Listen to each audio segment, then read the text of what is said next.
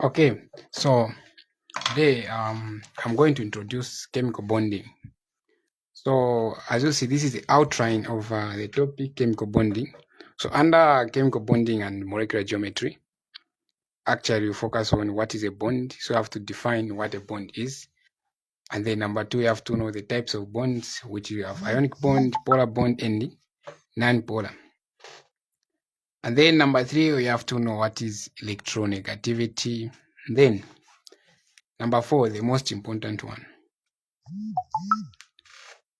Number four, the most important one. So number four, you have to know what is a Lewis structure, and you also have to know how to determine a Lewis structure.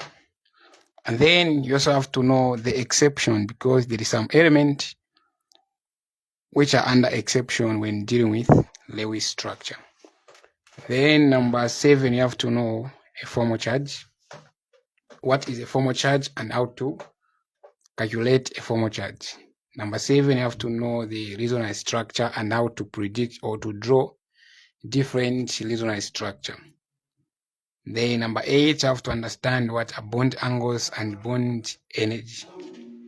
Then nine, you have to know Born-Haber cycle. So you have to know what is a Born-Haber cycle and how to draw the Born-Haber cycle.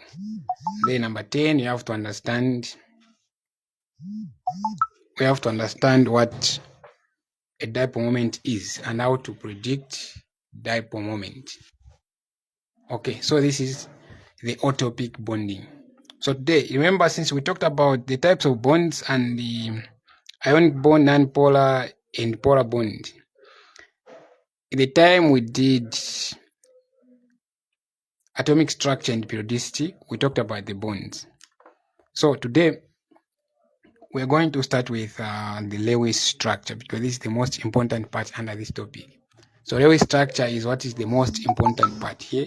So starting at Lewis, then coming down, this stuff, they are the most important. So we start with the Lewis structure.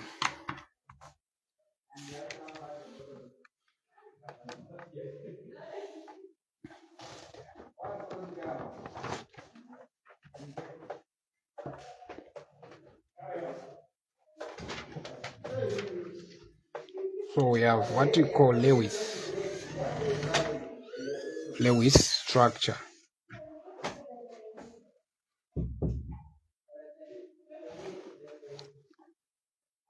So you have to understand what is a Lewis structure.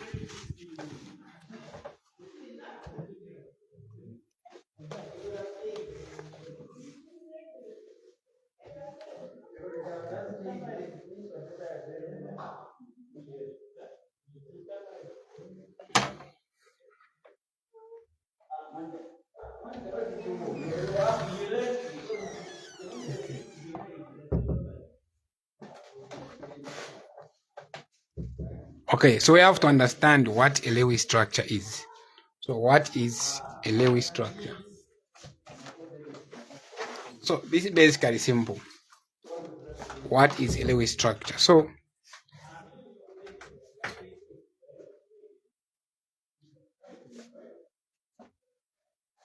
Lewis structure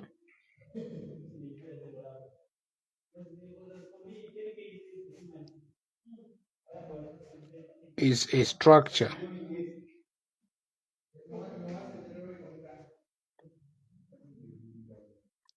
that shows the arrangement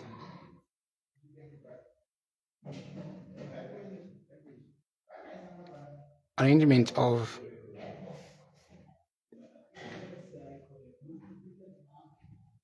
valence electrons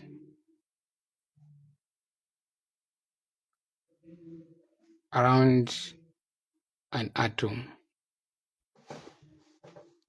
So that's what a Lewis structure is. It's a structure that shows the arrangement of valence electrons around an atom. So, for to be able to predict or rather to write a Lewis structure, we have to understand what are valence electrons. So,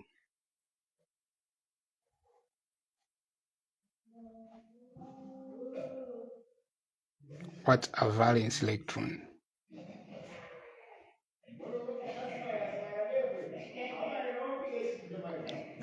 What are valence electrons?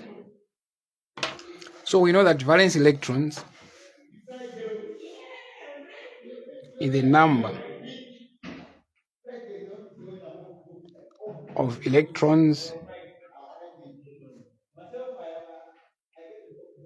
in the last shell. The number of electrons in the last shell.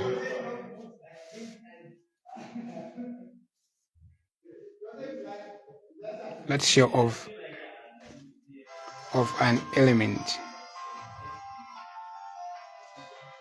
So for example, if you have chlorine here, we know that the proton number for chlorine is 17. So if you are to try to draw the atomic structure of chlorine, you remember from secondary used to do, you are going to draw the first shell and the nucleus inside. You have a chlorine, and then second shell, then third shell. So we know that first shell always have got 2 electrons, second have got 8. This is the knowledge from grade 12. And then, so we have also 10 here, and then the last shell have got 7. So that is 6, and then 1. So if you count, this is chlorine.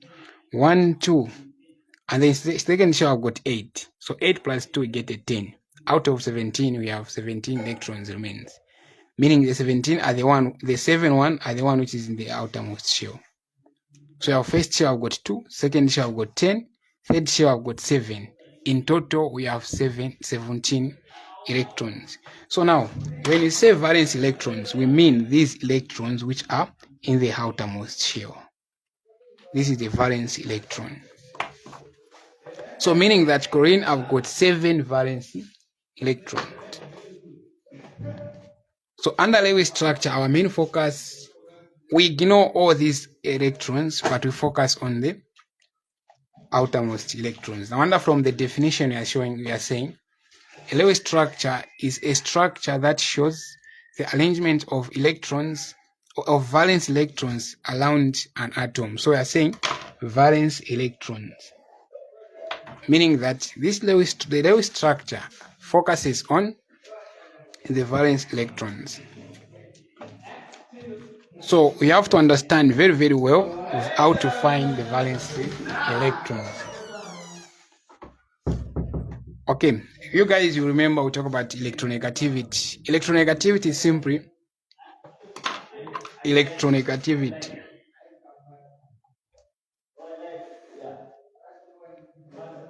Electronegativity is the ability of an atom to push shared electrons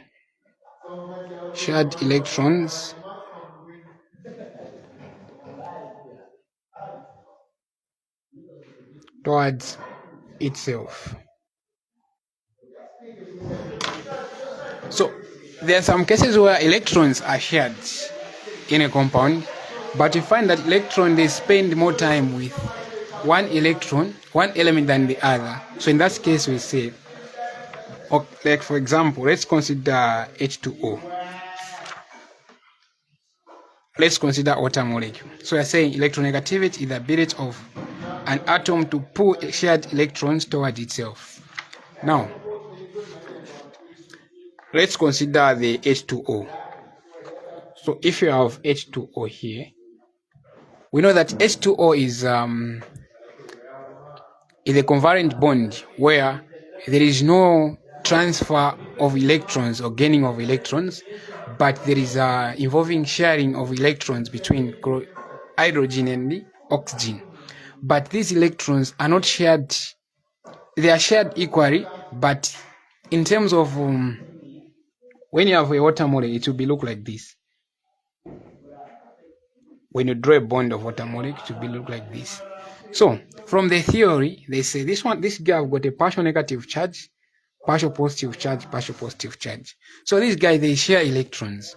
So the electrons shared between hydrogen and the oxygen, because oxygen have got the higher electronegativity, but hydrogen have got lower electronegativity. So what happens is this: those electrons which are shared, they spend more time with the oxygen than hydrogen, because oxygen have got high electronegativity, meaning it have got the ability to pull electrons toward itself. Remember from secondary, we used to draw this. If this could be oxygen, we have oxygen here. If this could be hydrogen and hydrogen, we are going to draw something like this, meaning shared electrons will be here. So meaning these shared electrons, they'll be spending more time with oxygen, and we know that the tendency of gaining electron, how do you call the tendency of gaining electron, meaning that one is electronegative. Electropositive, the tendency of losing electron, meaning oxygen here have got a high electronegativity. As a result, the electron shared will be spending more time with the oxygen and creating a negative charge to oxygen. And then being away from hydrogen, the hydrogen will develop a positive charge. And this is the same ability which makes water molecule to be the universal solvent, for the water to be able to dissolve main compounds of substances, because of the same partial charges which is between the oxygen and hydrogen. So this guy have got a partial positive charge, this one a partial negative charge. Now, for today, we are not focusing much on the electronegativity, but you bring this guy because you're talking about the covalent bonds. So our main focus for today, we want to talk about the Lewis structure and how to draw Lewis structure. Remember, I'm from saying that the Lewis structure is a structure that shows the arrangement of valence electrons around the atom. So now, what you have to understand is this now is how to draw the Lewis structure. The Lewis structure. How to draw the Lewis structure. So there is some rules that we follow when drawing the same Lewis structure. So now we are going to say rules. So rule number 1 is a focus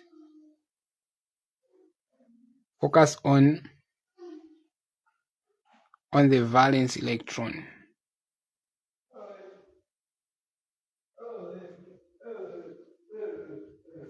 And then rule number 2, that's rule number 1, focus on the valence electron. And then rule number 2, sum up the valence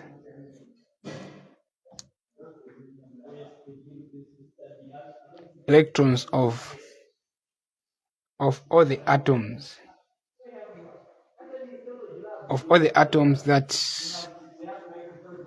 that are involved in the molecule or compound. the molecule or compound. Okay, then number 3 is to identify the central atom. So basically, central atom, we only identify the central atom if you have more than two elements in a compound. For example, if you have like compound like this one, maybe sulfuric acid. In this one we have got 4, or we have got 3 atoms: hydrogen, sulfur, and oxygen. So which one is the central atom? The central atom is basically the atom or element which is at the middle. Simple. Now, rule number 4, after we identify the central atom, is to draw now. Draw the structure.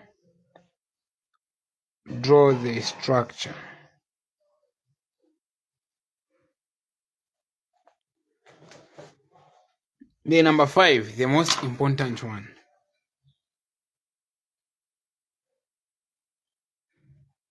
So important here. There are some elements which have got a charge. So now, if the molecule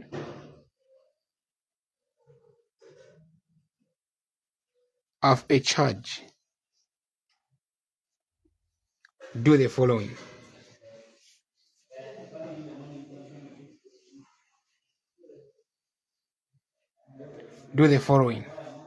Number 1, if the charge is positive,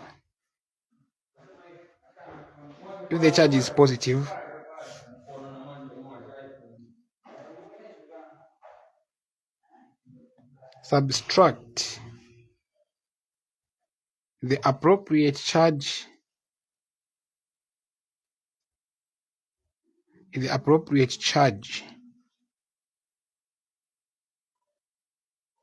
from the total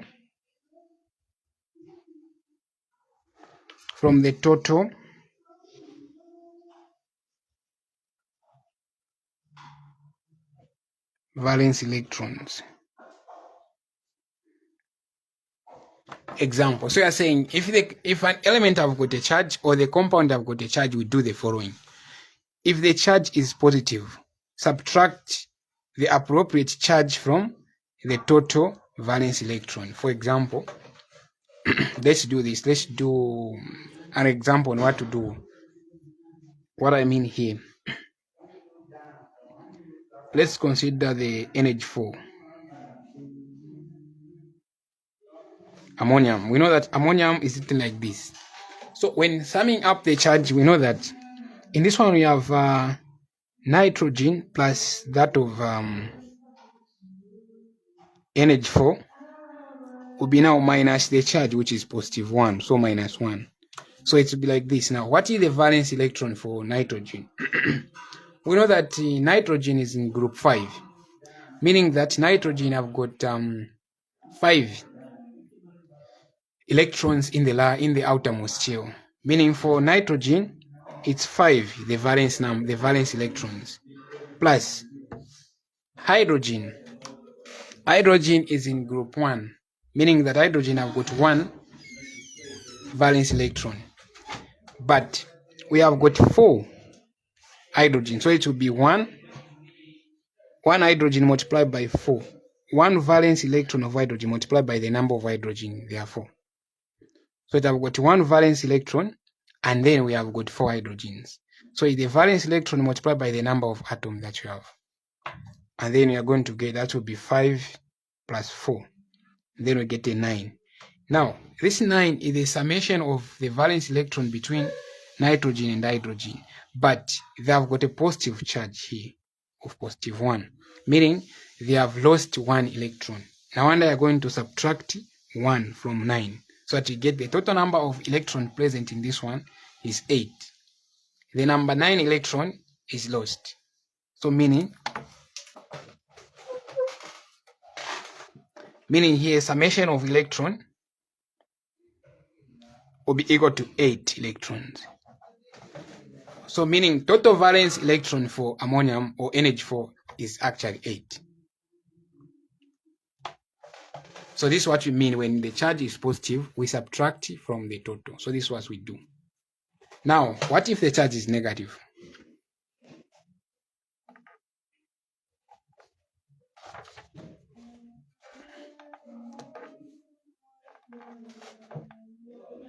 So,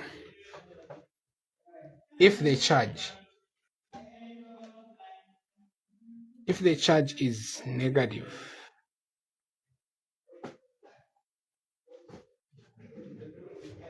we add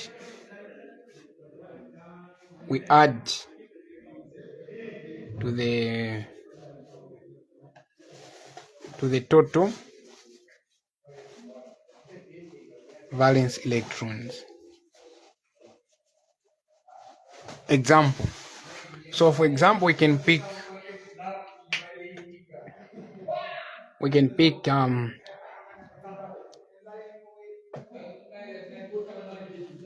nitrate. Okay. We know that nitrate this is nitrate, have got a charge of -1. So now let's sum up the number of electrons. So summation of electron will be equal to valence electron for nitrogen plus valence electron for oxygen plus the charge, because it's positive, it's negative, plus charge. So if the charge is 0, we do nothing. Now, nitrogen is in group 7, meaning that we know that the number of electrons in the outermost shell is equal to the group number of an element. And nitrogen is group 7, or in group 5, meaning that it have got 5 electrons in the outermost shell.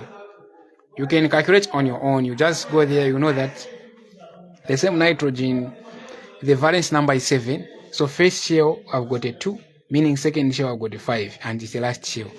And find that I've got 5 electrons in the outermost shell. So here I'm going to have 5 electrons plus oxygen. How many electrons are in the outermost shell for oxygen?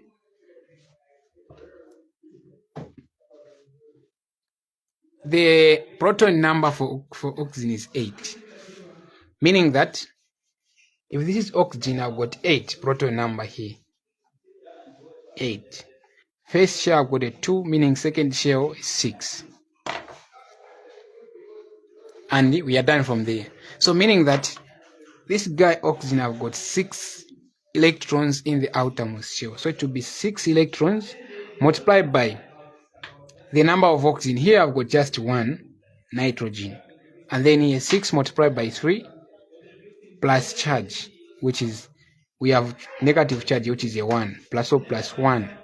Meaning that this nitrate has gained 1 electron, and then the charge becomes, and then so meaning 1 electron is added to nitrate. So we are going to add that one, because if you remove a charge, meaning that's when we just consider that of nitrogen and that of oxygen. But now there is 1 additional electron, which is making it to have a negative charge on top there. So it will be now 5 plus 6 multiplied by 3, that's 18, plus 1. So if you add the 2, this will give us 6 plus 18, that is 24. Meaning that the summation of electron is equal to 24 electrons. So this is how we calculate the valence electron of a compound or molecule. So number 1, just sum up the valence electron of each atom in that molecule. And then if there is any charge, add the same appropriate charge. So if the charge is -3, meaning we add 3 electrons. If the charge is +2, we add 2 electrons. Or we subtract 2 electrons, sorry. If the charge is positive, we subtract. Charge is negative, we add, because negative sign show that that molecule has gained electrons, but positive show that it has lost electrons. Okay. So now, remember from saying, talking about the rules on how to write a Lewis structure. Rule number 1, focus on the valence electrons, sum up the valence electron, then identify the central atom. When you identify the central atom, then the most important one. If an element have got a charge, or if the molecule have got a charge, we do the following. Number one, if the charge is positive, we subtract the appropriate charge from the total valence electrons. And I showed you this as an example. Yeah. Then if the charge is negative, we add the appropriate charge. So these are the basic rules. Now, the last but not the least, that would be 6. Number 6 is now to draw the Lewis structure.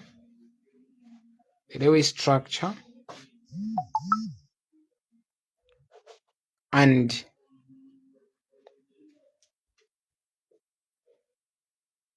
distribute electrons using dots and dashes. Okay, now for the dashes, you need to understand one of the most important here. Let's say, for example, we have carbon dioxide here. So if you are to try to calculate the valence electron, you're going to for carbon, that is 4, because on at carbon, I've got the proton number for carbon is basically 6. So the first shell I've got a 2, second shell I've got 4. This is plus. For oxygen, that will be 6 multiplied by 2. Charge, we don't have any charge, meaning plus 0. So this will be 4 plus 12, and then you get 16 electrons. Now, what do you mean this? We have got carbon dioxide, meaning carbon will be the central atom, because we only have one carbon atom in this element, in this compound, and we have 2 oxygen. So meaning one oxygen will be attached here and another oxygen here. So these are the dashes, meaning we draw the Lewis structure using dash and the dots. So the dashes are the one which now connects elements. So dashes are used to connect elements, and these dashes, they represent electrons. So what we see here,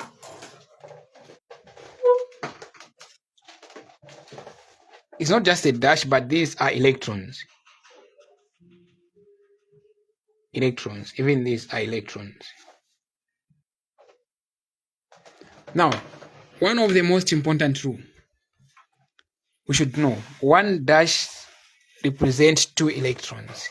Meaning here we have 2 electrons and here we have 2 electrons. One from oxygen and another one from carbon, and then they are sharing. They add up 2 electrons. So one line represents 2 electrons. So if you draw something using a double bond, like maybe you have got C and then like this, here you have got 4 electrons, because each line representing 2 electrons.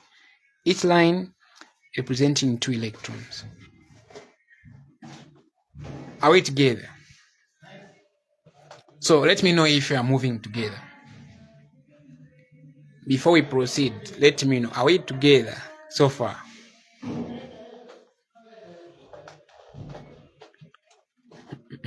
Are we together so far?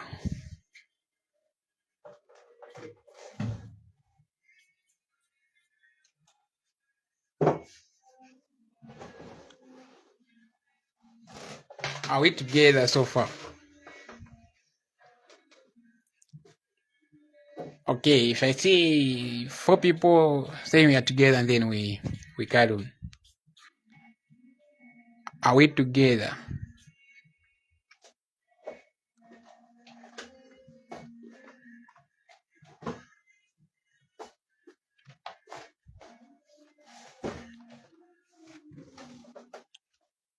Are we together?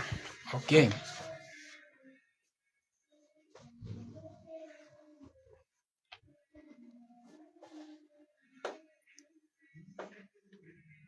Okay, good. Since we are moving together, then we can continue. So now we know that the dashes, they connect elements in the compound. So dashes are used to connect elements. And then dots are the one now which you put it now to fill in. Make sure that each element obeys the octet rule, or each element now can have you know that octet rule is when having an element having 8 electrons around it, but except for hydrogen, because hydrogen obeys duplex rule, which is just 2 electrons. So now when you draw the dashes, like for carbon dioxide, we can draw, we say this is carbon, also this is carbon, then we can have oxygen here, another oxygen here, meaning we have started writing the Lewis structure but not complete. So what I've done here is just now writing the skeleton of the structure, but we still have electrons. See, we have 16 electrons. We have to use all of them, but we have used up how many? This line I've got 2, this one I've got 2, meaning we have used up 4 electrons. So out of 16, we have remained with the 12 electrons. Now, what are we supposed to do next after doing this? So, now this will be 7. They have to be main, but they are basically talking about the same stuff. So the rules are basically the same. So now, after you draw the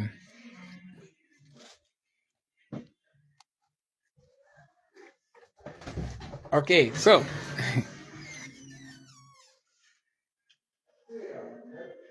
after we draw the Lewis, the skeleton of the structure, what do you do next? Is to fill all the non-central atom, or the non-central atom, or the non-central atoms with full octet. And then give the remaining electrons to the central atom.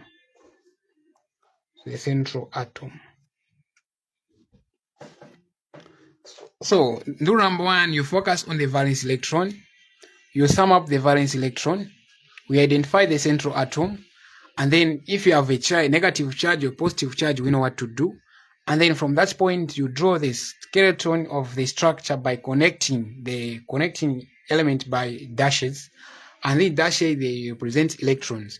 When you do that now, you focus on the electron which is left. So what you do now? You fill all the non-central atoms. All non-central atom with full octet, meaning they should have got 8 electrons around them. And then if there is n electrons left, distribute them to the central atom or give them to the central atom. So what do I mean here? Let's focus on carbon dioxide. So if they say draw the Lewis structure of carbon dioxide, what do you do? Number 1, we know that our main focus is on the valence electrons. So we have got carbon here and oxygen. So now, if you try to sum up the valence electron, we are going to say for carbon plus that of oxygen plus a charge. So, next step is to ask yourself, what is the valence electron for carbon? Valence, so you can use a periodic table in exam to check out this if you are not sure.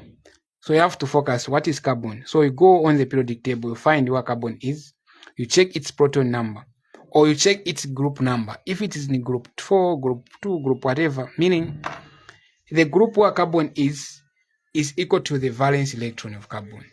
So carbon is in group 4 from the periodic table, meaning it have got 4 electrons in the outermost shell. If you have forgotten this principle, we can do this. We have got carbon, the proton number is 6. And then what do you do next? Try to draw the one you used to do from secondary, the atomic structure of carbon. You draw the circle, this is carbon, first shell and the second shell. If you have more, you can go up to infinite number of shells. So you know that first shell always is 2 electrons. Meaning out of 6, what is left is 4. So you're going to put 1 here, another one there, another one here, another one there. So I've got 1, 2, 3, 4. Meaning carbon have got 4 electrons in the outermost shell. No wonder it is in group 4. Because the number of electrons in the last shell is equal to the group number. So what do you do next now? We are going to sum up. So for carbon, you have got 4 electrons in the outermost shell plus oxygen. I've got how many? That is 6 multiplied by the number of oxygens. Because carbon won't have 1. No wonder we never focused on multiplying the number. This one we have got 2 plus charge is just 0. So meaning summation of electron will be equal to 4 plus 6, that will be 10. Oh, sorry, 4 plus 12. Okay. And then that will give us 16. Yeah, 16 electrons. Meaning the sum of electrons between carbon and oxygen is basically 16. So now drawing the Lewis structure, going to identify the central atom. So central atom here will be carbon, because carbon we only have 1 carbon and 2 oxygen. So there is not any way we can put oxygen to be the central atom. So how to identify a central atom? If we have 2, if you only have 2 elements, the one which have got small number of atoms is a central atom. Here we have 2 atoms of carbon of oxygen and 1 atom of carbon, meaning carbon will be the central atom because we only have 1 carbon. Carbon is being outnumbered by oxygen. Then if you have more than 2, you have 3, meaning the one which is at the middle is the central atom, like I showed you under sulfuric acid here. Sulfur is in the middle, meaning sulfur will be the central atom. Okay. So now this is 16. Let's connect them. Will be carbon, and then you have oxygen, and you have oxygen here. So you have to make sure that this electron, they should all obey the octet rule. This one should have got 8 electrons around it, 8 electrons around it, 8 electrons around it, but you only have 16. So what do you do? Out of 16, we have already used up 4, because this one line dash representing 2, meaning here we have got 2, we have got a 2, in total we have used up 4. So out of 16, we have got 12 electrons left. So out of 12, how are you going to balance 12 electrons giving this and this? So we know that if this one have got 2, meaning oxygen requires 6 more electrons to have 8. Even this one requires 6 more electrons to have 8. So if you just put dots 6 here and here, meaning the carbon won't obey the octet rule. So this is the case where we introduce double bond. So we can try, if you put a double bond here, another double bond here, meaning that what you have here is this: 1 line 2 electron, 1 line 2 electron. So 2 lines 4 electrons, 2 lines 4 electrons, meaning that for carbon I've got now 8 electrons, but for oxygen here I've got 4. 2 lines 2 electrons, 2 lines 2 electrons, so 4 in total. We need to add 4 more for it to have 8. For this other oxygen also, 2 2, which is 8, 2 2, which is 4, meaning 4 left. Now out of the total 16 electrons, how many have you used? So you have got 1 2 3 4 multiplied by 2, which is 8, meaning we have 8 more electrons left. And out of 8, we have got 2 elements which requires to be balanced, which is oxygen, this one and this one. This one requires 4, this one requires 4, and we have got 8. We're just gonna share. So we are going to put 2 here for this side, another for this side. So this could be the structure, but someone can draw it in a different way. So like I will introduce to you what you call the resonance structure. This is not the only way to draw this structure, because someone can also do it like this. We can also put something like, if you put a double bond here, and then we are done from there, and then we put 2, another 2, and then we put 6 here. So how many are here? So this one I've got obeyed the rule 1 2 3, meaning 6 electrons, 6 7 8 9 10 11 12 13 14 15 16. But this one the central atom is not obeying the octet rule, meaning that I've got a negative charge there. I'll explain, but for now, just know we have drawn this one. Okay, so now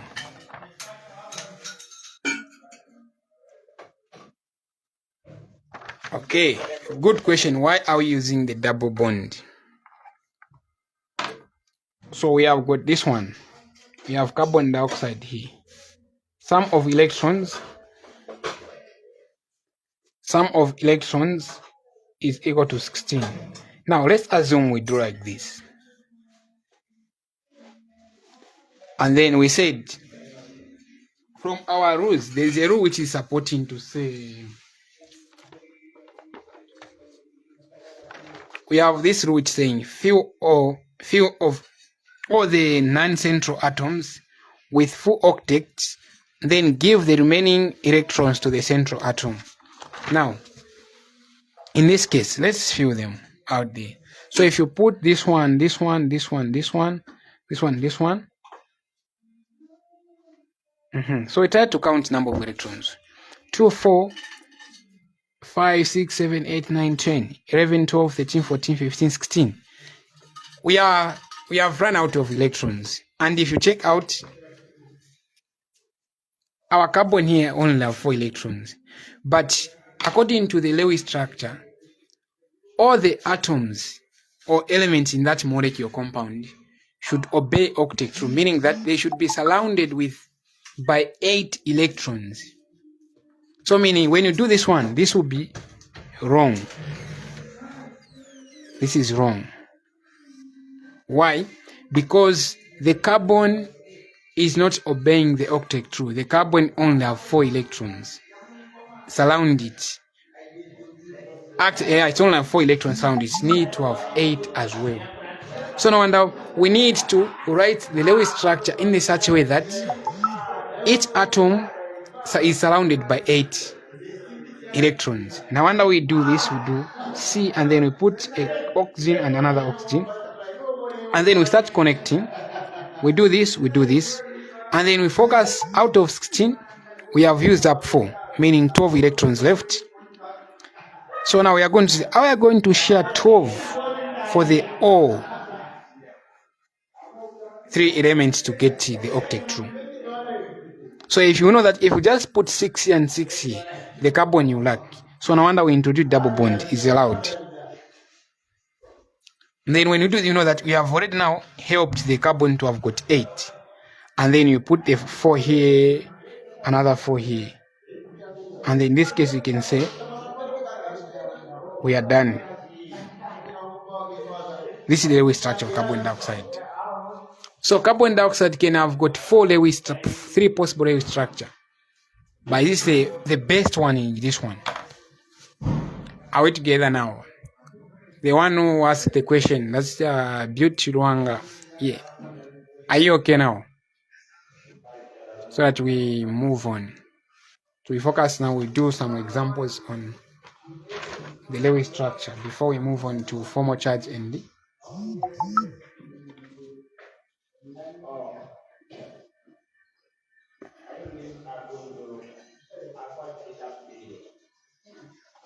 what could be the name of the element left?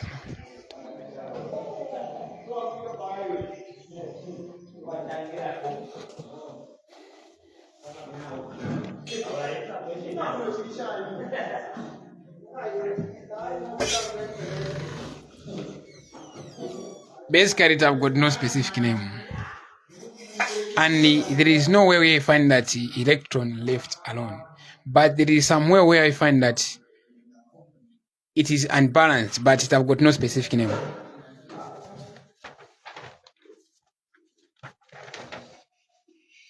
Okay, good.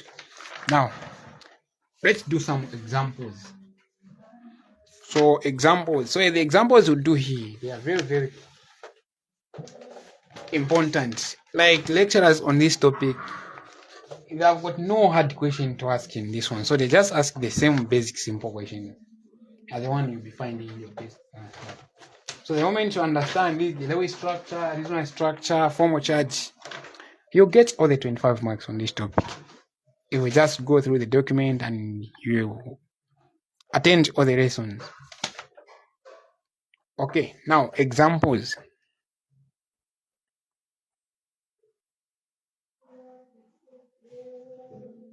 So the question is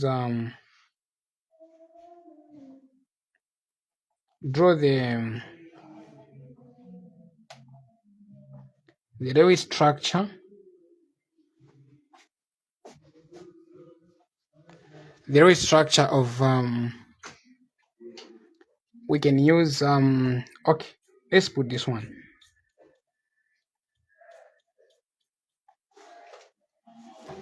Nitrate. Draw the Lewis structure of nitrite. Okay. So this is very simple. Number one, we need to sum up the valence electron. We know that you focus on the valence electron. Let's sum up them.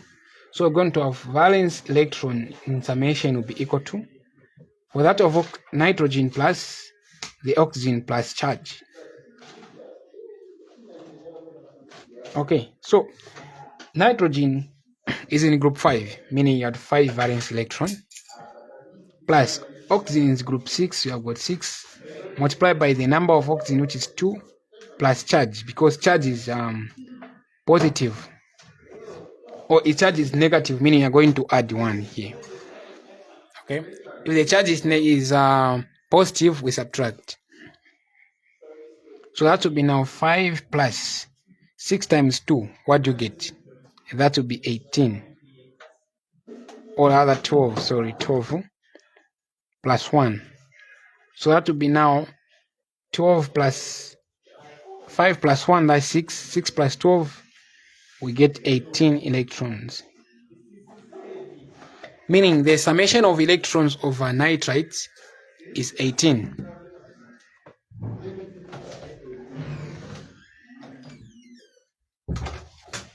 It's basically 18. So what do you do next? Okay, it's 18. Next, let's draw the Lewis structure. So it's very simple. I've got like a number of rules, but when writing, we only apply the few. So drawing the Lewis structure, we identify the central atom. So central atom, nitrogen is being outnumbered by oxygen, meaning nitrogen will be the central atom. And then you can put oxygen here, another oxygen here. Now the case here is how to connect them. So first thing, we can connect the single line.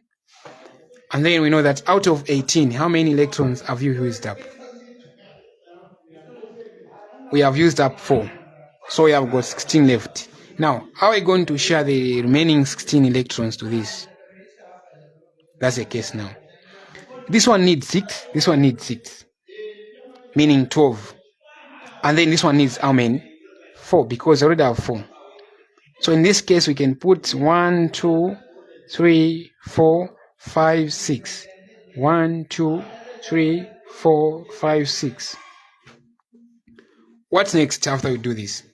So we have used up how many? 6 plus 6, that's 12. 13, 14, 15, 16. What is left is basically 2. So if you put 2 here, and then we try to count, is this balanced in terms of according to octet true? So if you try to count, you're going to have 1. We know that one line representing 2 electrons. So you have 2 electrons here, plus 2 electrons, plus 2. We get 6. And meaning nitrogen is not balanced. It have got 6, so it's lacking 2 electrons. This one is balanced. This one is balanced, because if you count, I've got 1, 2, 3, 4, 5, 6. Plus 2 here, 8. 6 plus 2, 8. But this one is not balanced. So in this case, what you do is, we know that 1 dash will give you 2 electrons. So this nitrogen now is going to start now associating or talking to these 2 oxygens. Me, I'm not balanced. Can one oxygen please share 2 electrons so that I can also be balanced?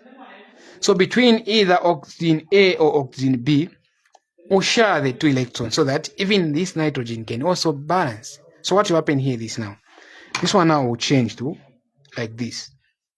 So after the nitrogen complained that me, I'm lacking 2 electrons, you guys have got more electrons. So you can get your 2 electrons and put them here. We share. So meaning if the oxygen A share, it will be like this now. You can put now double bond and another this, and then this, and then this, and then 6.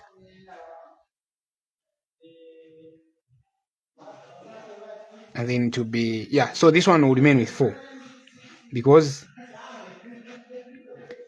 2 electrons here. Now if you try to count plus the 2 which is here, this one here, meaning now in this case the nitrogen is balanced because I've got 2, 4, 6 plus the 2 which is 8. This one 1, 2, 3, 4, 5 plus 2, 1, 2, 3, 4, 5, 6 plus 2, that's 8. 1, 2, 3, this is 1, 2, 3, 4 plus 4, that is 8. Meaning this is now the Lewis structure number 1. Other one can draw it like this. You can change, you put the double bond this side. And then like this. If oxygen B, the one shares, it will come like this now. So in exam, the one who draw this one and the one who draw this one, they are all correct. So don't forget to put the 2 electrons here. So this one is correct, this one is correct, but this is wrong because the central atom is not balanced. So are we together on what we are doing here? Are we together? So let me know if you are together. We move on to the next example. Or there is one rule which I want to show you here, one important property. So you let me know if we are together. So now we have drawn the Lewis structure for nitrite to be like this. Nitrogen, and then okay, it can be this, and then we put 2 electrons, 1 line. Oxygen, 2 electrons, 2, 2, 2. So okay, so now recall that nitrite looks like this. It have got a charge on top. So the way this question comes, if they say draw the Lewis structure for for nitrite, basically it's 3 marks just drawing this structure. Now if you just leave it like this, you won't get the full 3 marks. You rather get maybe 1 or 2 out of 3. Now ask me when.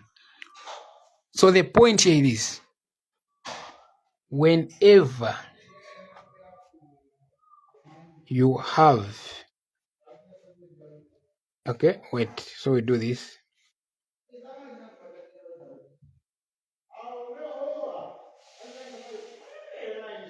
Whenever you have a charge, whenever you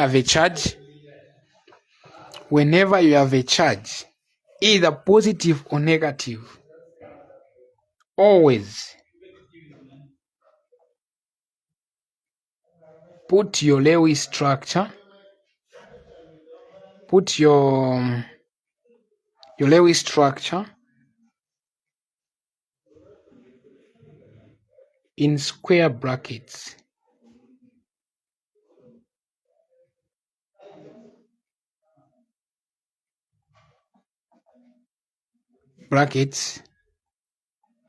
And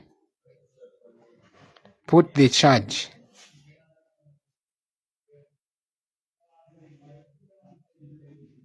The charge outside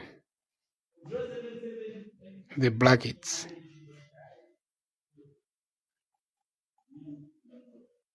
So what I mean here, this is the Lewis structure for nitrite.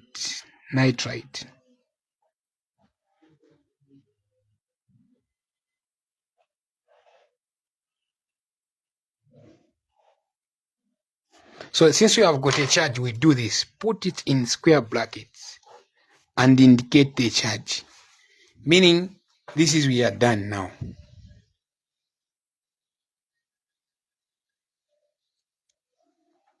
Okay, is it wrong to introduce double bonds on both ends? Let's try it if it's wrong. It might be correct if the electron are balances. So basically putting the double bond on both ends is correct. It's not wrong. Now what I'm saying, you can draw it in different ways, provided that all the elements obey the octet rule. So no wonder when I introduce the resonance structure, we're going to understand fully now on how the alternative structure to draw. And then amongst all the structure that you can draw, which one is the best structure, which is contributing now to the resonance hybrid of that molecule. So the best, so we can draw, this one can have about 5 other different structures.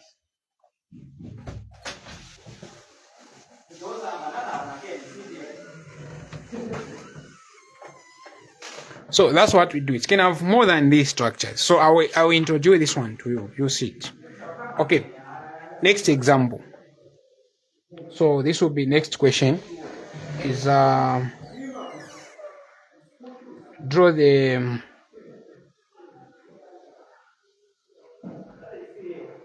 Lewis form. We can have let's have this one. Which one? Okay. Oxalate. Let's have oxalate. How would you write oxalate? Okay. Draw the Lewis structure for oxalate. Oxalate ion. So oxalate ion looks like this. It's C2 and then O4, 2 minus. So draw the Lewis structure for oxalate ion. So simple.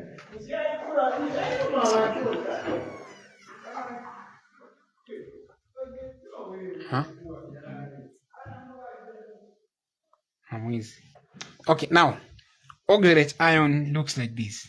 Now solution, simple. So now number 1, we sum up the electrons. So carbon is in group 4, meaning that I've got 4. You guys will know this. Carbon is 4 electrons multiplied by the number of carbon. You have got a 2 plus oxygen. We have that 6 valence electron for one oxygen is 6 multiplied by 4. We have 4 oxygen atom here multiplied by the valence. Then the charge is negative, meaning you add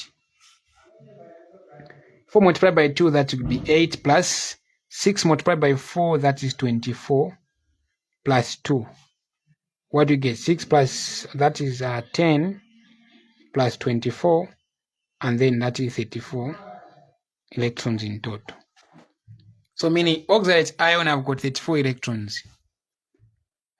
Then from this point, we draw the Lewis structure. So we know that here, what will be the central atom? So central atom will be the 2 carbon. So we can have 1 carbon and another carbon like this. Because the oxygen is outnumbered the number of carbons. So meaning carbon will be the first 2 elements you draw, electron you draw, or rather atoms you draw them like this. Next, so out of 34 electrons, we have used up 2, meaning you have 32 remaining. Now, we have got 4 oxygen left. So what do you do with the 4 oxygen? What do you do with the 4 oxygen left? We know that we can put 1 oxygen here, another oxygen there. Where will be the other one? We can put another oxygen here, another oxygen here. What does this mean? We know that carbon is always tetravalent. When you say tetravalent, we mean that carbon always should be attached to 4 electrons for it to be stable. But now here, we have got 1 line and 1 line and 1 line. And we know that each line is representing 2 electrons. So you have got 2 electrons, 2 electrons, 2 electrons. 1, 2, 3, meaning under this one, here, under this one, we have got 6 electrons. Even you have got 1, 2, 3, 6 electrons.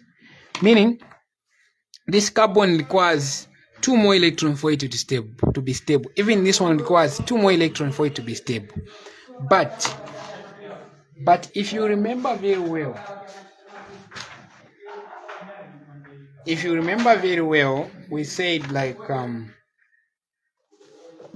before we distribute the dots or the electrons to the central atom, when you draw the frame structure, second thing, before we fill in the central atom, we have to make sure that this non-central atom, the peripheral elements, should obey the octet rule, meaning fill them, let them have 8 electrons.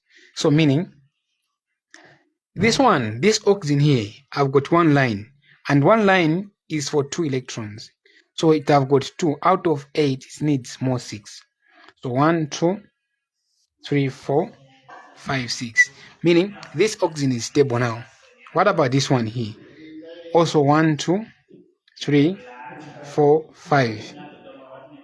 And then that will be 6. Even this one, 6. What about this one? 6. So now here I've got 6 electrons. Apply this to, meaning this one are 1, 2, 3, 4, 5, 6 plus 2, 8. 1, 2, 3, 4, 5, 6 plus 2, 8. Even here plus 2, 8, 8. Meaning now this entire oxygen I've got 8 plus 8 plus 8 plus 8. So if you add, what is 8 plus 8 plus 8 plus 8? 8 plus 8, that's 16. Are we together? Then 8 plus 8, 16. And then what do next? Again the 8 plus 8, 16.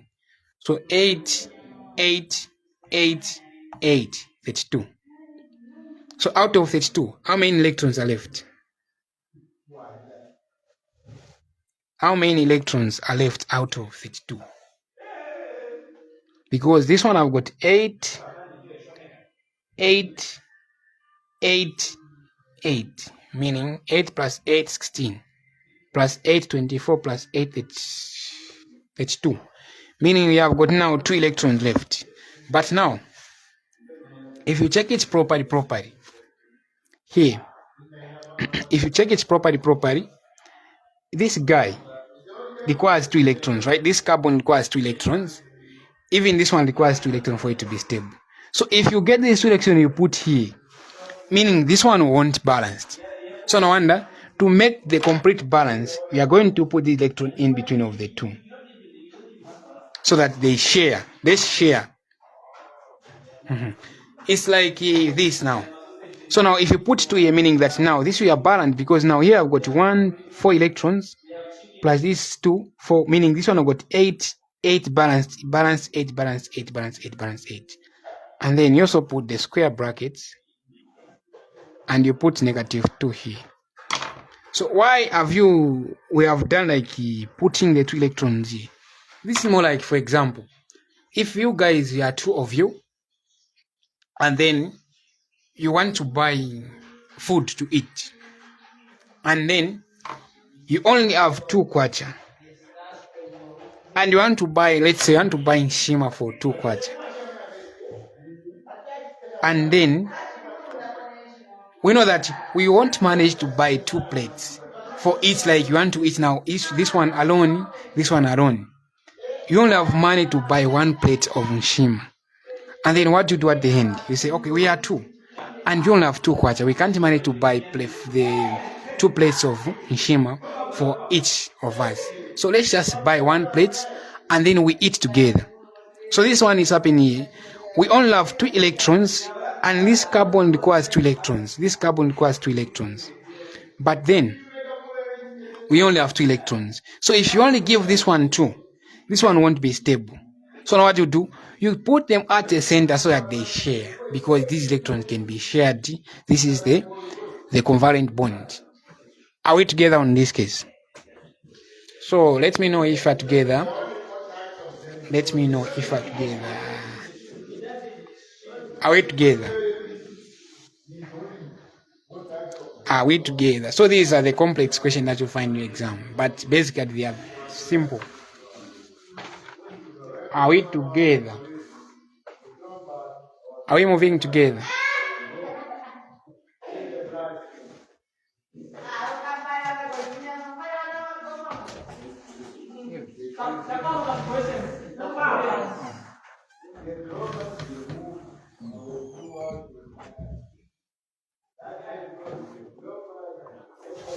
Okay, good. We are together.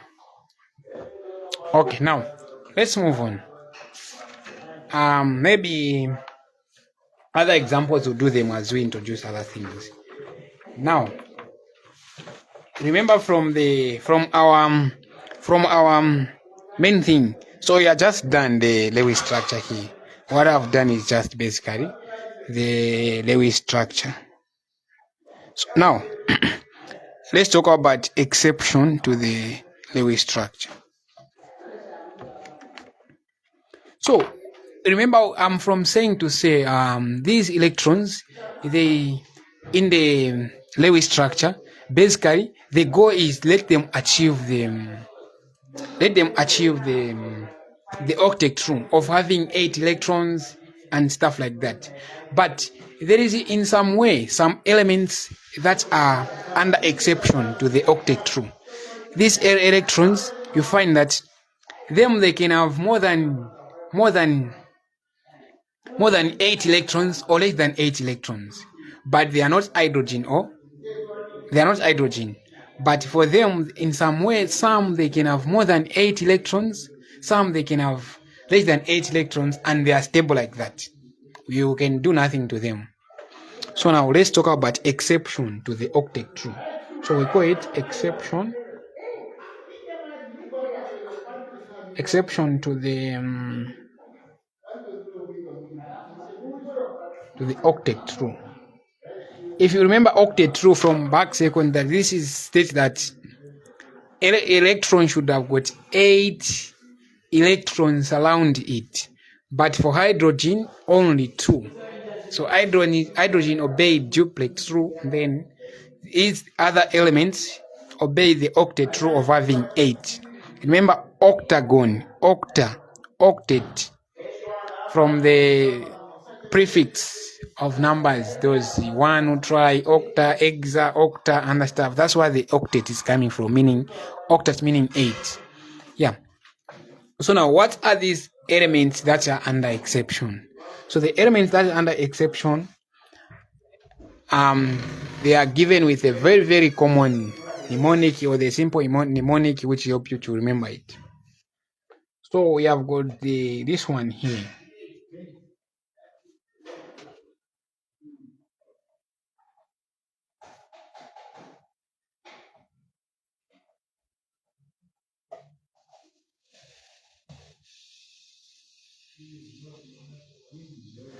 Okay, so this is the mnemonic that we use to help you remember the elements which are under exception to the octet rule.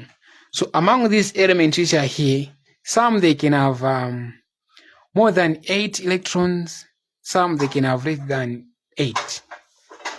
So now, what are the names of these electrons? So this is mnemonic we use. I hope you guys you can remember my sip drink. I don't know if it's still there. So we have Bobby Ama sip XA. So now if you start naming them, this one here, the BO is for boron. So here BO give you boron,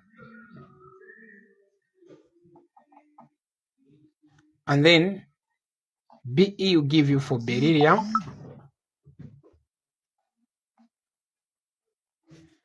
and then MA here we have got aluminium. So you have aluminum. We know that aluminum is written like this. So MA, AMA, is for aluminum. And then it's aluminum. S is for sulfur. And then P is for phosphorus. Then so we are done. This is just repetition. I'm a sip. So, and then I is for iodine. And then this is for X is for xenon. So meaning these are elements which are under exception. We have boron, beryllium, aluminum, sulfur, phosphorus, iodine, and xenon. So these elements, they don't obey octet rule. So then get confused in the we are drawing the Lewis structure. You find that we have drawn the Lewis structure, but still we have got one element which is not obeying the octet rule. Let's check it out. If it's among these, meaning it doesn't allow or it doesn't obey. But if it's not among these elements I've listed here, we are doing the wrong things. So now we have this mnemonic.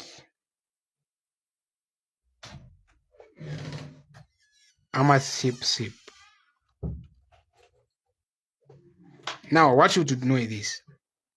From here going up to here, this one they have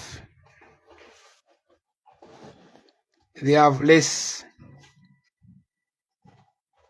than 8 electrons, but this one here they have more than 8 electrons. So meaning that the first one, boron, beryllium, and aluminum, they can have less than 8 electrons and they are stable like that in the Lewis structure. But sulfur, iodine, phosphorus, and xenon, they can have more than 8 and they are stable like that. So we have to understand this one because lecturers will use these electrons to trick you to see if you have understand the topic fully. So they give you this one where there is under exception and then you get confused to say, no, it's not balancing up. You try this way, find that we have got some electrons remaining. Meanwhile, each element have got 8 electrons. And then there is still some excess number of electrons left. And then you start questioning yourself, where are these electrons going to be? So just check out if you have the element among this one, just give the remaining electron will be given to the one which doesn't obey the octet rule. And then we are done like that. So you have to be very, very careful with these electrons. So now, let's see how we apply in the case where we find that we have got something which doesn't obey the octet rule. Okay. So we are going to have an example here based on the same elements which doesn't obey the octet rule, so that we see how these things are being applied when solving questions. Okay. So now this here is an example. Draw the Lewis structure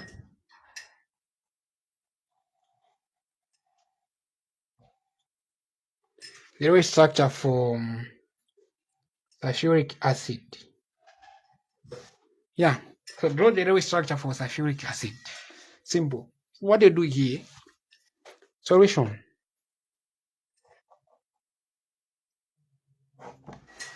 Number 1, we sum up the summation of electrons will be hydrogen plus that of sulfur plus that of oxygen plus charge. So now we know that hydrogen have got how many? We have got 1 in outermost here multiplied by 2, number of hydrogen we have 2, plus sulfur we only have 1s, which is, we know that sulfur is in group of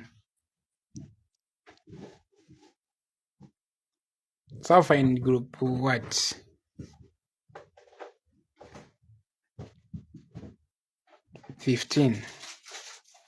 So 2. What's left here? 8, 5. Okay, sulfur is in group 5.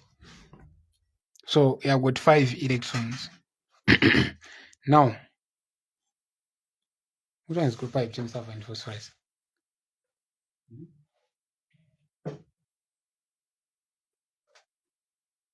Okay, if I'm not mistaken, sulfur is group 5. So if it's in group 5 or 6 somewhere there, but group 5. Okay. Now, group 6. Yeah, sulfur is in group 6. So meaning I've got 6 electrons in the outermost shell, plus we have got oxygen here. So 4 oxygen multiplied by the group number of oxygen, which is 6. We have got 4 oxygen plus the group number, which is 6, plus the charge. Okay, plus the charge. Okay, good. Thank you for the thing. Group 6, good. The charge is 0. We don't have any charge here. So what will be next? We have 2 electrons plus sulfur 6 plus 6 multiplied by 4, we get 24. Yeah, 24. So now it will be 6 plus 2, that is 8. 8 plus 24, we get 32. Yeah, 32.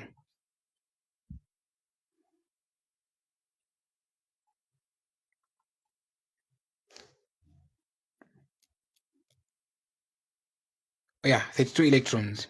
So meaning the total electrons for sulfuric acid is 32. Now, to draw the Lewis structure, identify the central atom. So central atom here basically will be sulfur, because sulfur is in between of all we have hydrogen and the sulfur here and the oxygen. This one is in between of the 3, meaning it's a central atom. And we can see that it's been outnumbered.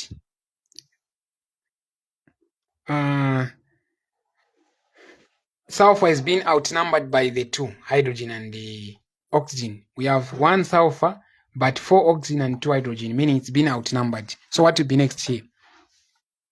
Sulfur will be in the in between, and then we can connect it. We can put like then you see how we're going to connect the remaining electrons. So we can put oxygen, 1 oxygen here, another one here, and then we said we have 6 oxygen. Another one can be here, another one can be here.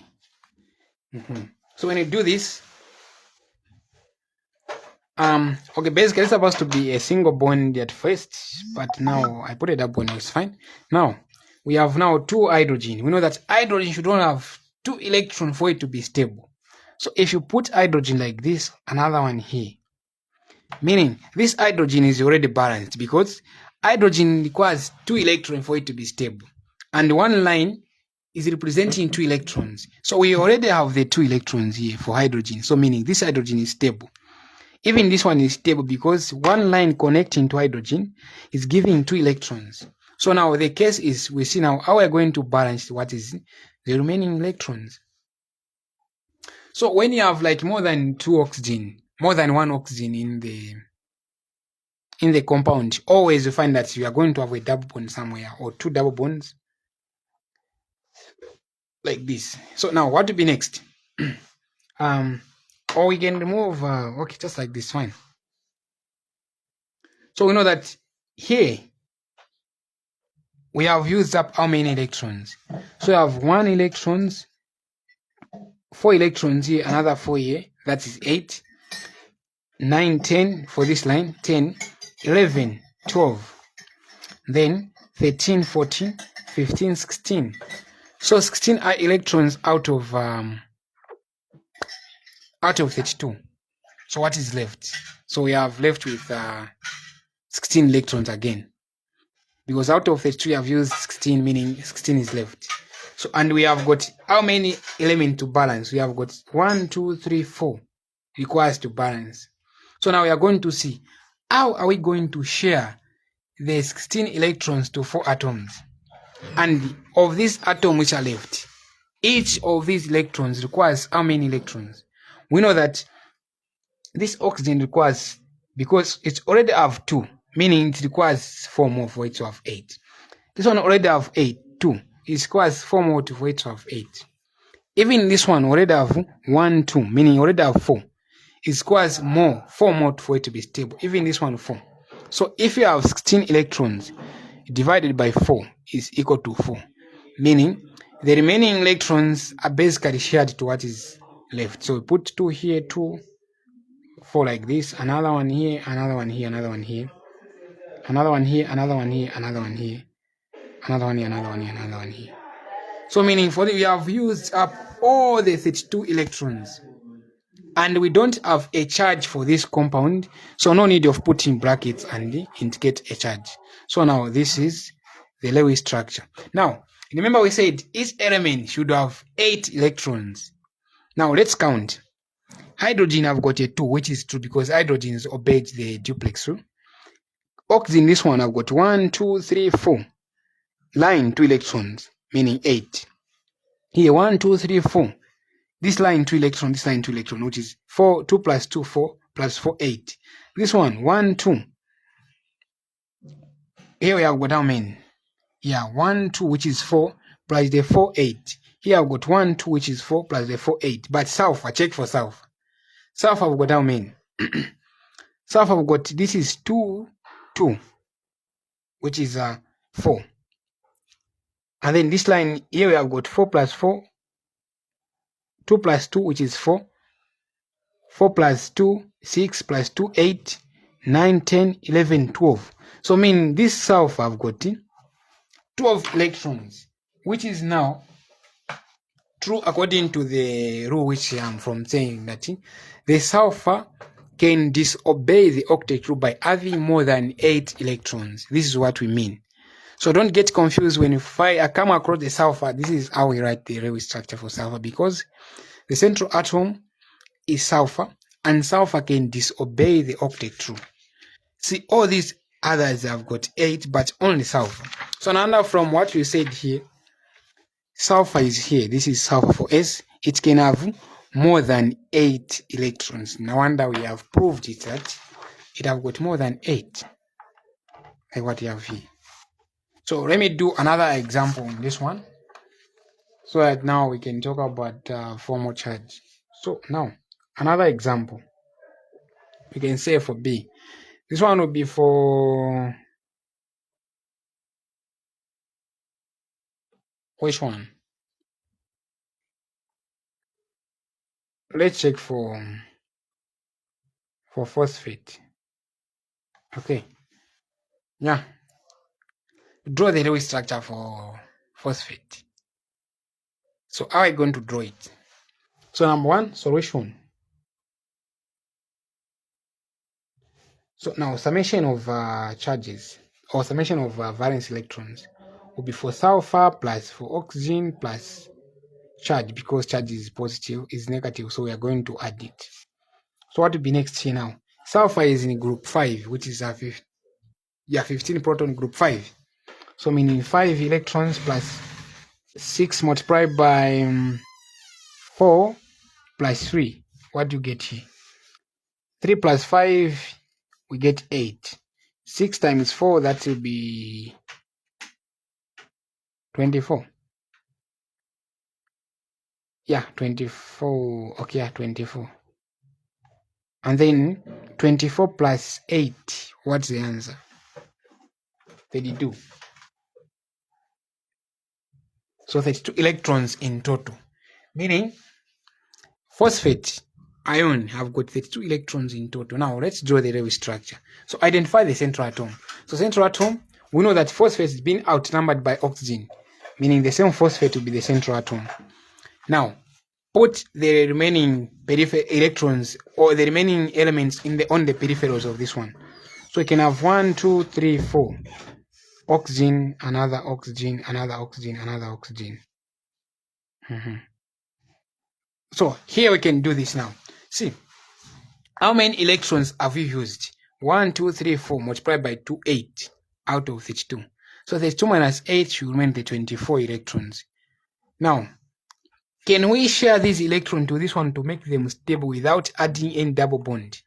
If true, just add them. But you find that you try to distribute the electron, find that one of the peripheral electrons is not having the 8 electrons for it to be stable, and then we run out of electrons, meaning that we need to introduce a double bond somewhere to balance up the electrons. So you have to ask a question. At the moment you do this, you put single bonds, and then you focus on the electrons left. Can we go ahead by just sharing these electrons to the peripheral electrons without introducing any double bond and come up with a stable compound? If true, go ahead. So let's see. This one requires how many electrons? 6, 6, 6, 6. And then you have 24. What is 24 divided by 4? 24 divided by 4, what do you get? We basically get that 6. Meaning we can go ahead and put them. 1, 2, 3, 4, 5, 6. 2, 4, 5, 6. Okay.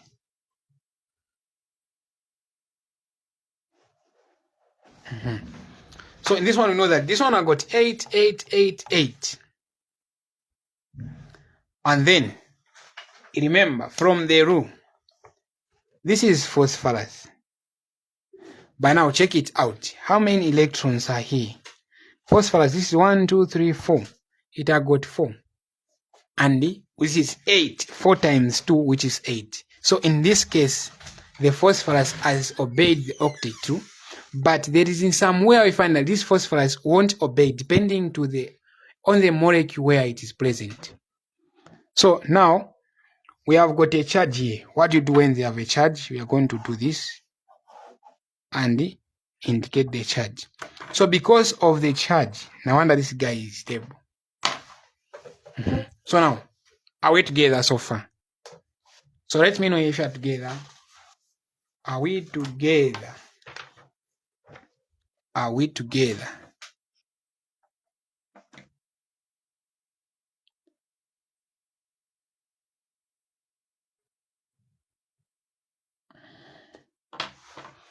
Are we together?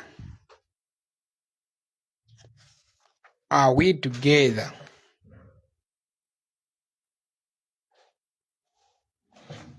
Are we together so far? Those who are following, are we together? Okay, okay. Come on.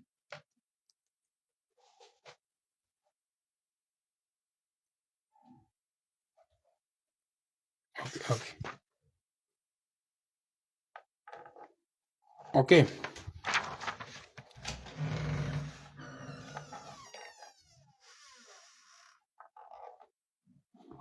Let's do the last example. Okay, draw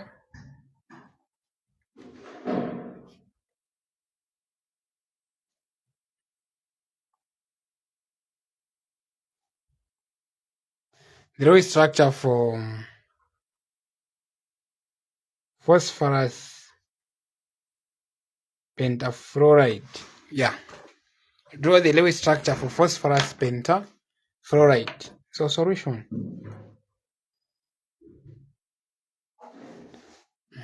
So solution here, what you do is sum up electrons. So sum of valence electron, that will be phosphorus plus that of fluoride, of fluorine.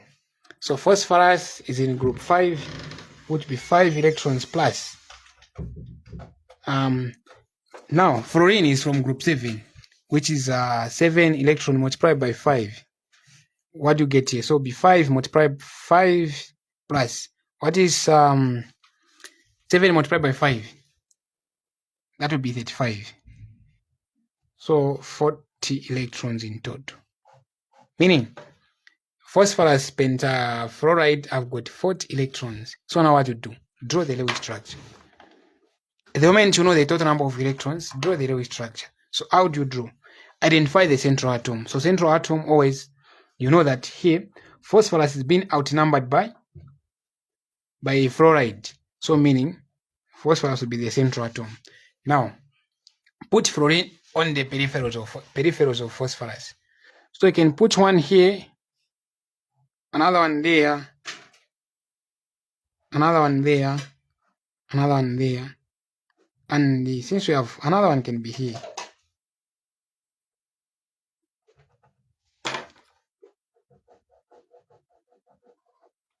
Okay. Okay, let me draw it properly. We are saying we have sum up of electron, you have got summation of electron. We are getting 40 electrons. So phosphorus, we are saying let's draw it like this, and then and then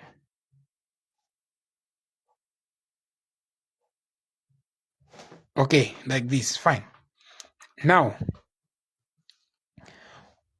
we have phosphorus as the central atom, and then fluorine on the peripherals of phosphorus. So 1, 2, 3, 4, 5, and there are 5 there because this is phosphorus pentafluoride.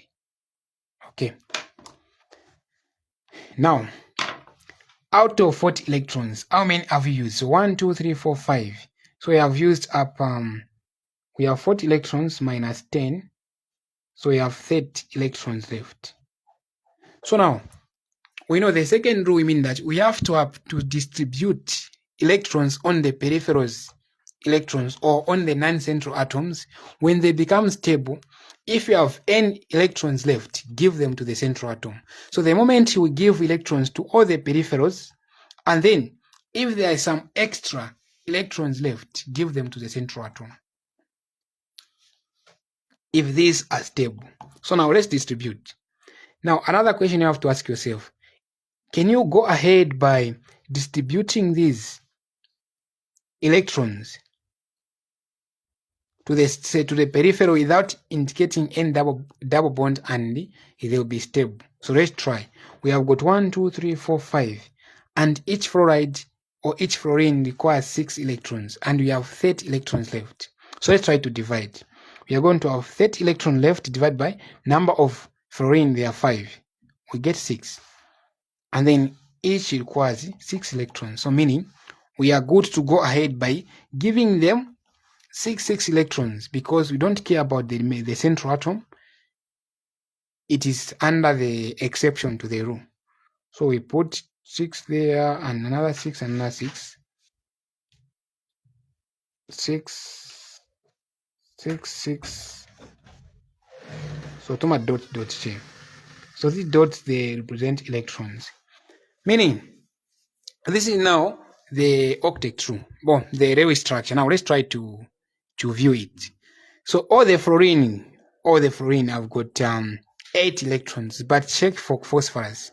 Phosphorus is connected by 10 lines, or by 5 lines, and each line is having 2 electrons. So meaning phosphorus have got 10 electrons around it. But according to octet rule, an electron or an element should have got 8 electrons around it. But phosphorus in this case have got 8, meaning phosphorus has disobeyed the octet rule by having 10 electrons. And then we shouldn't worry, because from the rules, it is under the exception. It is here. Phosphorus is here, P. It is under the exception. Now under this one, I've got 10 electrons as compared to the others. So meaning this is the Lewis structure. Okay. Yeah, so about Lewis structure and the exception, we are done. All we need to do now is to go to the documents, and then where you get to understand full and do all the examples which are there, follow them out there, and then it will be good to move. So now briefly, let me introduce the other concepts that you also have to know, which is very, very important for exams and tests. So the other concept that I want you guys to know is what you call formal charge. Formal charge.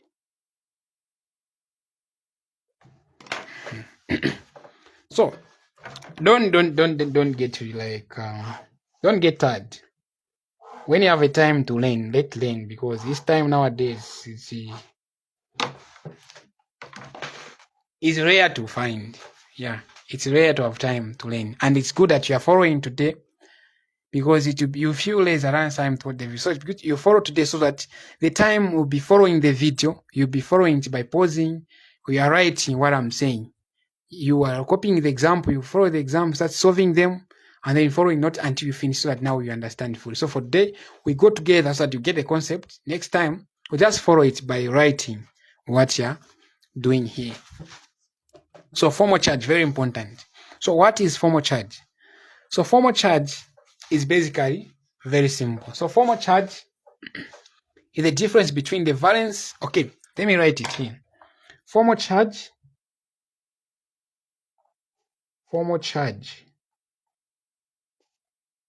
is a difference. The difference between the valence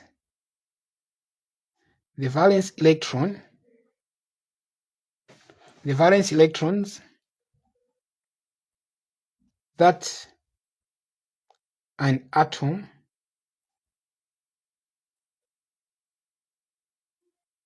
naturally has to what is assigned in the Lewis structure. So that's basically formal charge. So formal charge is the difference between the valence electrons that an atom naturally has to what is assigned in the Lewis structure. Now, in other term, we can say formal charge is a comparison between the number of electrons that an atom has in the last shell to what is given in the Lewis structure. We can also say is a comparison. It is a comparison between the number of electrons an atom has in the last shell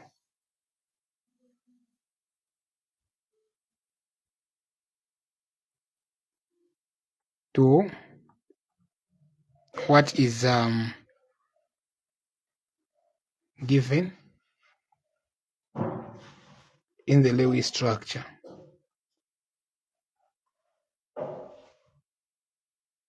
So both are correct. So now one can say formal charge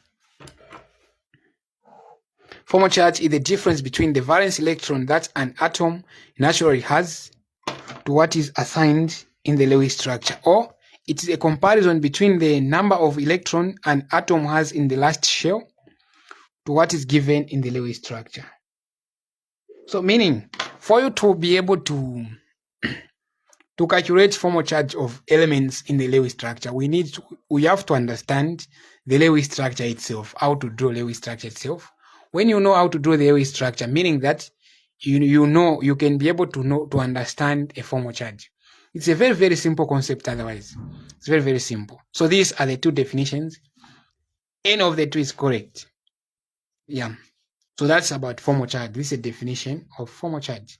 Now, how do we identify? Because in exam, they want to ask you to say calculate the formal charge. So now, how do we calculate the formal charge? So now, formal charge is calculated as follows. So I use initials. Formal charge, which is FC, is equal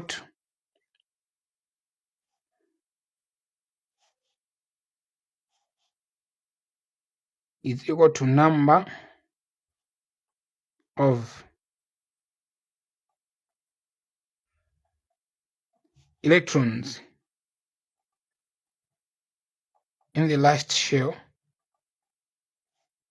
minus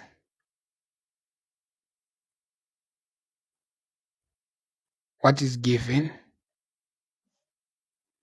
in the Lewis structure.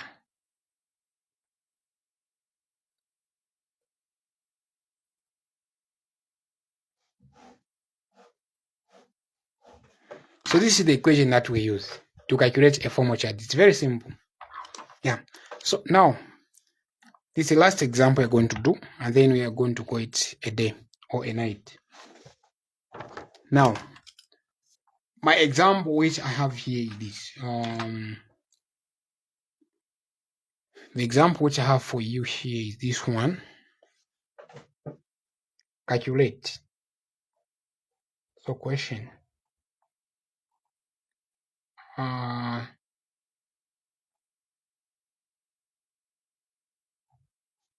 calculate the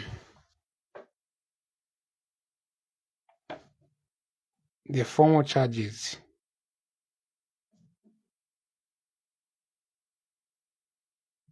Charges of each element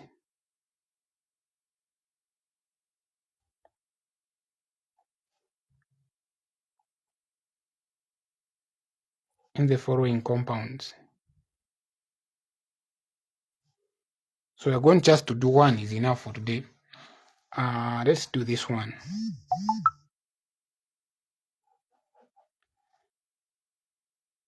Okay, so the example of A, that is hydrocyanic acid. Yeah, okay. Let's do for hydrocyanic acid. Okay, now hydrocyanic acid. So now, how do we identify this one? So now, for you to be able to draw to identify or calculate the formal charge, first thing is to draw the Lewis structure. So let's draw the Lewis structure for this guy. So drawing the Lewis structure, solution. So we can't calculate formal charge if you haven't drawn the Lewis structure. So Lewis structure, we know that sum up of valence electron will be for hydrogen plus for carbon plus for nitrogen plus charge. And we don't have the charge here. So we have one hydrogen outermost here I've got 1 electrons, carbon I've got 4, nitrogen I've got 5. So we get 10 electrons in total. So I've got 10 electrons. Let's draw the Lewis structure. Okay, so the Lewis structure will be like this now. Summation of electrons, that's 10 electrons. Then we have got, that is hydrocyanic acid. Okay. So central atom with the one, because all of them have got 1, 1, 1, 1.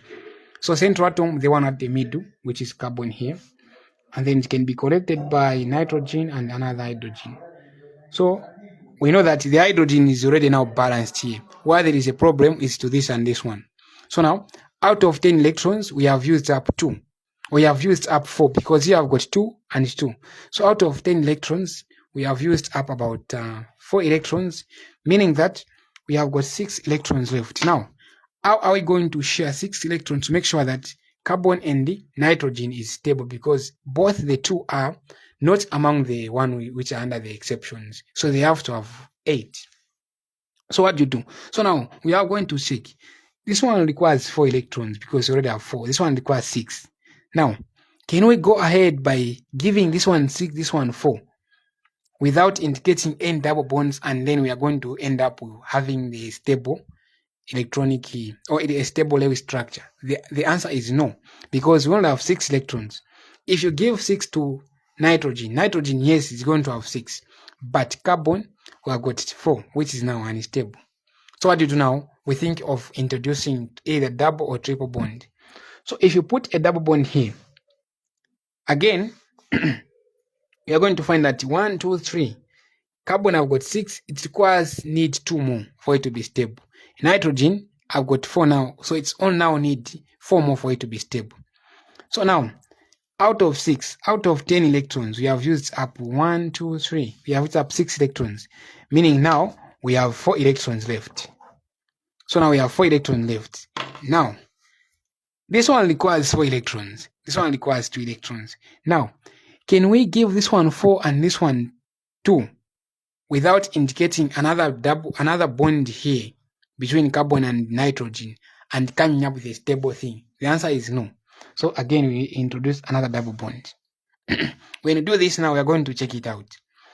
I have got for carbon 1, 2, 3, 4 times 2, 8, meaning carbon is stable. Nitrogen 1, 2, 3, 6. It requires 2 more. So now, how many electrons are left? So 1, 2, 3, 4. Multiply by 2, we have got 8. We have used up 8 electrons. So out of 10, we have got 2 electrons left. Now, the 2 electrons are left. This nitrogen, it requires the same 2 electrons which is left. Carbon is stable. Hydrogen is stable. So now we just give the remaining 2 electrons to this guy. So these are the assumptions that we use when drawing the Lewis structure. Meaning, this is the Lewis structure for cyanic acid. Now, the question is, if we are drawing the Lewis structure, we are done. But now the question is to calculate the formal charge. So we have to calculate the formal charge for hydrogen, formal charge for carbon, and formal charge for nitrogen. So let's calculate formal charge for hydrogen. So point number 1, to calculate a formal charge, always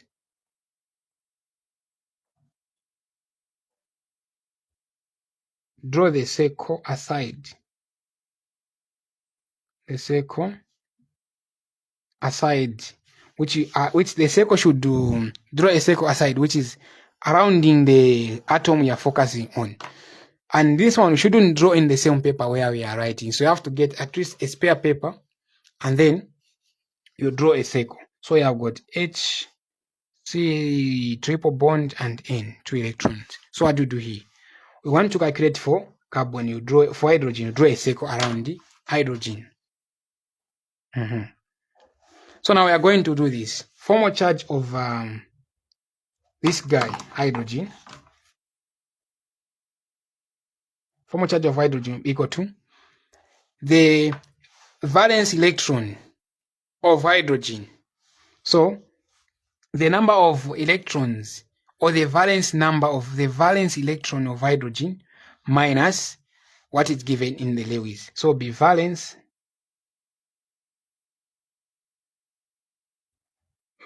number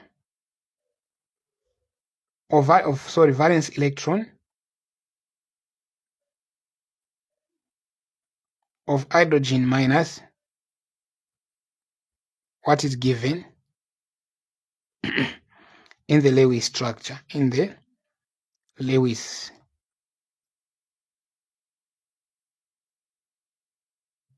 So now we know that hydrogen naturally is in group 1.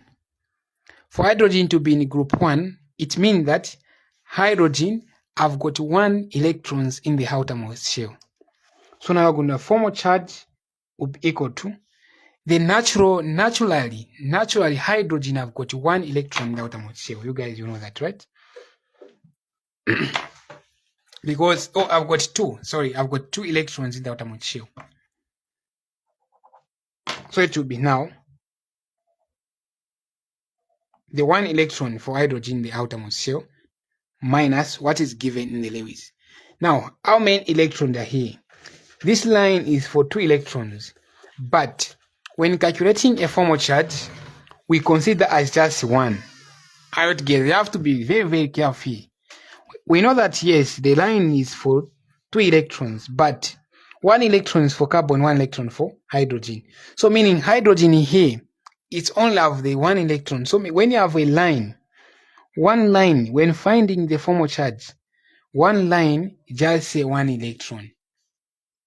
But this one I've got 2 electrons. When counting them, we say this is 2 electrons plus 6, 8. But when calculating a formal charge, count each line as just 1 electron. So it will be minus 1. Meaning formal charge is 0. So meaning the formal charge for this hydrogen is 0. Now, formal charge for hydrogen. So this is for hydrogen now. For hydrogen, 0. Now let's go for carbon.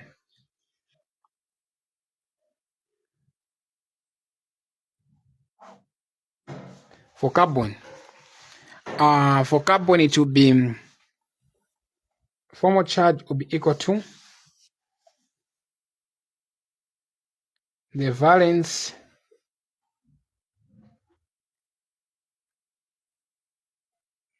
electrons of carbon minus what is given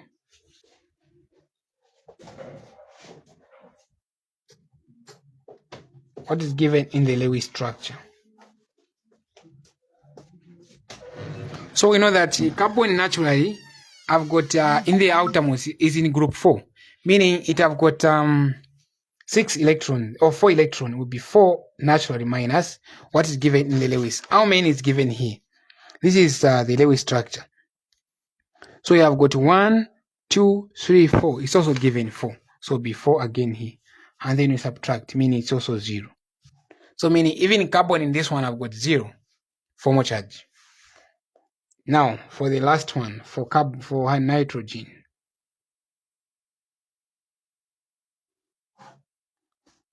Okay, for nitrogen, so the formal charge is equal to what is given. Nitrogen is in group of 5. So meaning that naturally, nitrogen have got 5 as the valence electron. So it'll be 5 valence electron minus what is given in the Lewis. So don't swap them. It is always what it naturally have minus what is given in the Lewis. So if you say Lewis minus what is the valence electron, you get it wrong. So it's always what is given, what is naturally have minus the Lewis. So it's the valence electron of this one minus what is in the Lewis. Don't do the vice versa. So if you go back to the Lewis structure, it's here. If you focus on this one, how many electrons are surrounding this nitrogen? So it's 1, 2, 3, 4, 5. We know that it is 8. This line can be counted as 1, 2, 3, giving you 6. But when calculating the formal charge, this is just 1, 2, 3. But bear in mind, each line have got 2 electrons. So it'll be 1, 2, 3, 4, 5. So it'll be minus 5 here.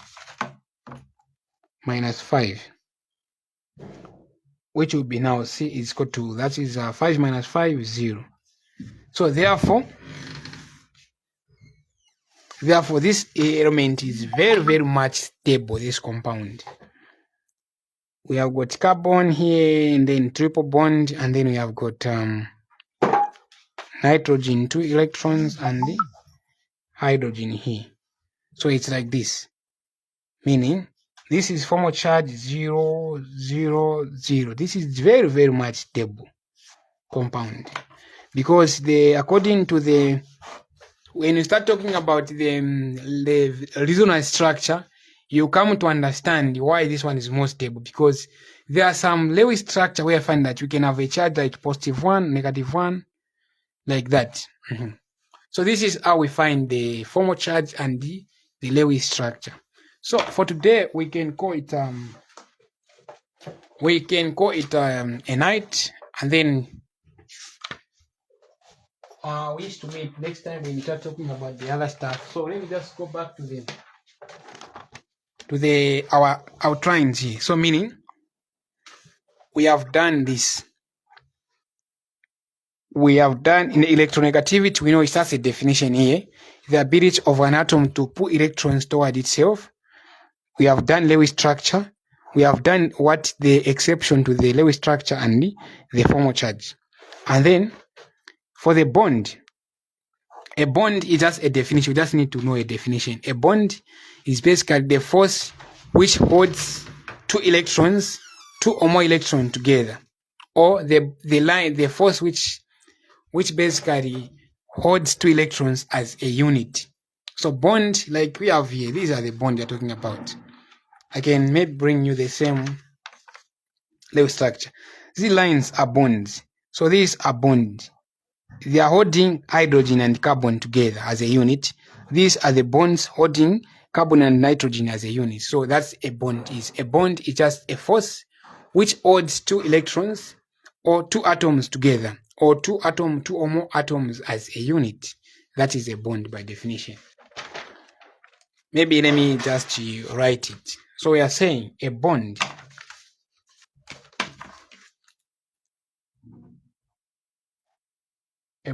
is a force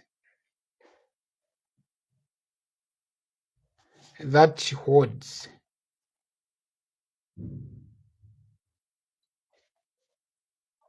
atoms in the molecule or compound as a unit. So that's a bond. So now a review from what you have covered is this one now. So you guys now, you know the what is a bond is. Types of bond, you have ionic, polar, and non-polar. Remember when we talk about this atomic structure and produce, we talk about this stuff, but now this one we'll talk about them when doing the dipole moment. So the time we'll be doing the dipole moment because they work in hand with the dipole moment. So that's when we talk about these three. I'll talk about them. So far we have covered what a bond is, what electronegativity is, what is Lewis structure and how to draw the Lewis structure, exception to the Lewis structure, and also the formal charge. So meaning, what is left to done is resonance structure, bond angles, bond number cycle, and the dipole moment. So we have left with 1, 2, 3, 4, and you're done with the topic.